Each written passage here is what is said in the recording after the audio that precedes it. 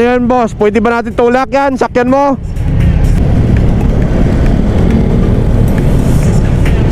Tulak ko. Baka hindi flat.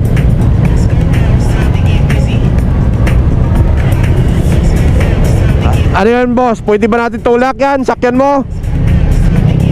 Kaya? Ha? Hindi yan lowbat. Anong nangyari? Ah. Pangula-gula eh. Ano, gusto mo itulak natin? Huwag na? Tinipid mo lang pala kasi paakyat. Sige.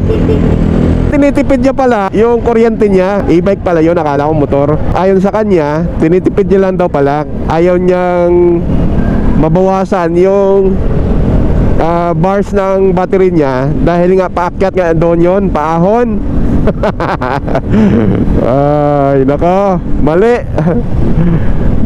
Nawaw mali tayo ron. Tama nga naman, kasi pagpaakyat talagang magastos sa battery yun, kasi e-bike siya eh. Kaya ginawa niya, tinulak niya. Ibang klase din si tatang, ano. Kasi biro mo, yung e-bike na yon, tinitipid niya daw kasi uuwi pa daw siya ng Laguna. So ibig sabihin, papasok siya rito, dito tinuturo niya, iuwi niya pa ng Laguna yon.